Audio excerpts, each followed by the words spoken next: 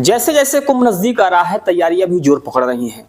प्रयागराज में महाकुंभ होने को है और कहा जा रहा है कि इस बार 40 से 50 करोड़ लोगों की भीड़ प्रयागराज में आने वाली है। इसी बीच हम आ गए हैं प्रयागराज मंडल के CPRO sir Shashikant Tripathi sir के पास और जानने की कोशिश करेंगे कि आखिर इस त्योहार को लेकर, ये जो विशेष त्योहार होने वाला है, जो वैश्विक स्तर पर होने वाला है, इसको लेकर रेलवे की क्या तैयारियां हैं।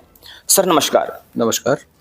सर कुंभ नजदीक है और इसमें देखा जा रहा है कि मुख्यमंत्री से लेकर प्रधानमंत्री तक इसमें नजर गड़ाए हुए हैं। पूरा विश्व जो है इस पर नजर गड़ाए हुए है। उम्मीद की जा रही है कि 40 से 50 करोड़ लोग भी इसमें शामिल हो सकते हैं। अगर रेलवे की तरफ से देखी जाए तो क्या तैयारी चल रही इस समय? देखिए, रेलवे महाकुंभ को सफल बनाने के लिए पिछले लगभग 2 से ढाई वर्षों से लगातार प्रयासरत है।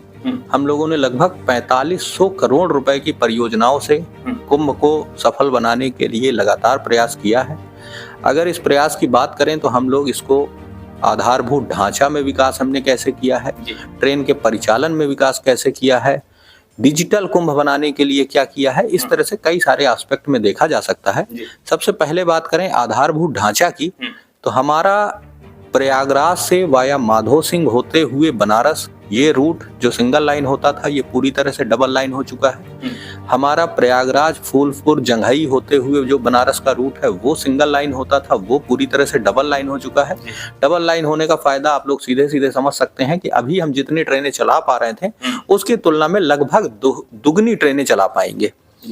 इसके अलावा प्रयागराज क्षेत्र में बहुत सारे लेवल क्रॉसिंग गेट थे।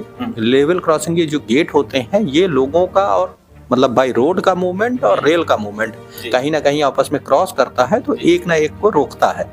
इसलिए हम लोगों ने 21 ROB का निर्माण के माध्यम से प्रयागराज क्षेत्र को LC फ्री कर दिया है। अब यहाँ पे रोड का और रेल का दोनों का स्मूथ मूवमेंट हो सकेगा। पैसेंजर एमिनिटीज, यात्री सुविधाओं की बात करें तो उसमें हम लोगों ने लगभग 500 करोड़ रुपए की लागत से बहुत सारे कार्य किए हैं, जैसे यात्री आश्रय शेडों का विकास, उनके अंदर सुविधाओं का विकास, RPF बैरक का निर्माण करना, नए FOB का निर्माण करना, नए प्लेटफॉर्म का निर्माण करना, पार्किंग एरिया का डेवलपमेंट करना, वेटिंग एरिया का डेवलपमेंट करना, कई सारे हमने पब्लिक टॉयलेट्स का निर्माण किया है। इस तरह से बहुत सारी यात्री सुविधाओं के कार्य किए गए हैं ताकि महाकुंभ के दौरान आने वाले यात्रियों को न केवल हम ट्रेन उपलब्ध करा सकें बल्कि वो सारी सुविधाएं भी दे सकें ताकि वो अपनी यात्रा को सुखद और मंगलमय बना सकें। जी सर, यातायात के साधनों की अगर बात की जाए तो यातायात के साधनों में रेलवे का बहुत अहम योगदान है और सबसे बड़ा अगर देखा जाए तो सबसे बड़ा माध्यम भी है आजकल यात्रियों के लिए। चूंकि काफी बड़ी संख्या में लोग आ रहे हैं तो उसको देखते हुए रेलवे ने क्या इंतजाम किए हैं प्रयागराज में? देखिए, प्रयागराज क्षेत्र में 9 स्टेशन है जी, जिसमें 4 स्टेशन NCR के, 3 स्टेशन नॉर्दर्न रेलवे के और 2 स्टेशन NER के हैं। इन सारे स्टेशनों से हम इस पूरे कुंभ के शो को, कुंभ के क्राउड को मैनेज करते हैं जी। इसमें हम लोग कलर कोडिंग के माध्यम से यात्री आश्रय शेड में लोगों को होल्ड करते हैं और इसके बाद उनका जो प्री डिफाइंड प्लेटफॉर्म होता है, प्लेटफॉर्म भी हम पहले से फिक्स कर देते हैं, नॉमिनेट कर देते हैं ताकि कोई कंफ्यूजन की, कोई संदेह की स्थिति ना रहे। और लोगों को गाइड करते हुए RPF, GRP, वाणिज्य विभाग के कर्मचारी गाइड करते हुए उनके नॉमिनेटेड प्लेटफॉर्म पे ले जाके उनको ट्रेन बोर्ड कराते हैं। मेला क्षेत्र में ही हमारे टिकट काउंटर होंगे। हमने टिकटिंग की फैसिलिटी भी अपनी काफी इम्प्रूव की है। हम लगभग 10 लाख टिकट प्रतिदिन जनरेट कर सकते हैं। तो लोगों को कलर कोडेड टिकट देंगे, उनके कलर कोड के हिसाब से ही उनको यात्री आश्रय शेडों में जाना होगा और उन यात्री आश्रय शेड के बाद उनको गाइड करते हुए हम लोग प्री डिफाइंड प्लेटफॉर्म में ले जाएंगे।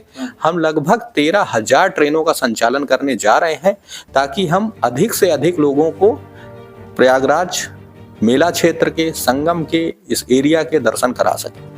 सर, जो बाहर से आने वाले लोग हैं उनके लिए क्या सुविधाएं हैं? यहाँ से निकलने वाले लोग हैं उनके लिए आपने बताया कि प्री डिफाइंड स्टेशंस की आपने बात करी, आपने बताया कि कलर कोडिंग की फैसिलिटी रखी गई है, लेकिन जो बाहर से आने वाले यात्री हैं उनके लिए या उनको देखते हुए क्या इंतजाम किए गए हैं?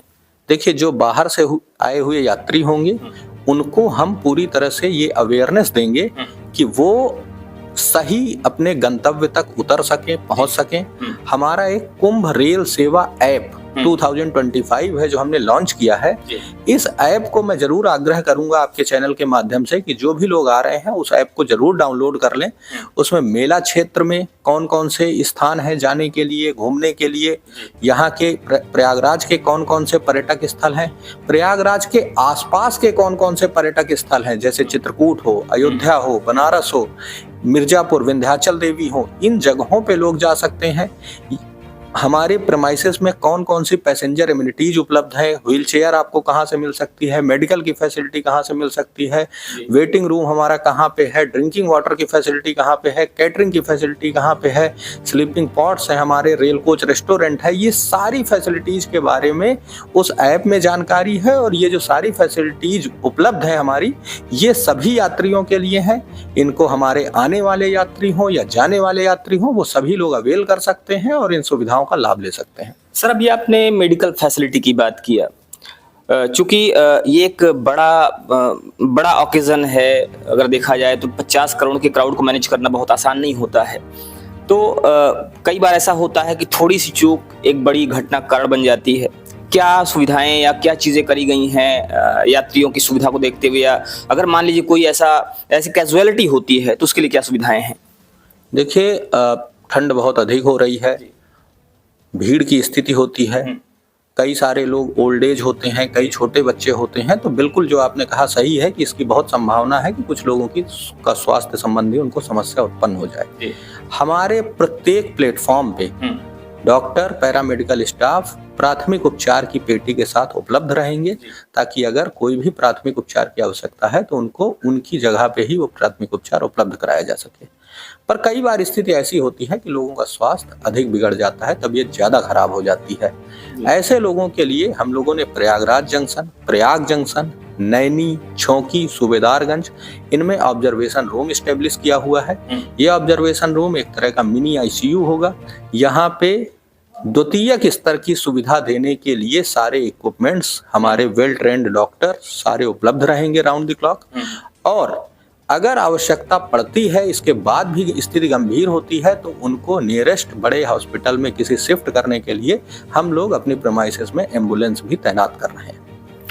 तो ये थे हमारे शाह शशिकांत त्रिपाठी सर, जिन्होंने बताया कि रेलवे ने पूरी सुविधाएं कर रखी हैं, रेलवे ने पूरी तैयारियां कर रखी हैं, और आने वाले महाकुंभ को देखते हुए जो भी यात्री आएंगे उनको पूरी तरह से ख्याल रखा जाएगा, ताकि उनका जो कुंभ हो वो भव्य हो, दिव्य हो और नव्य हो। बने रहिए हमारे साथ खबरों को अपडेट के लिए। जय हिंद।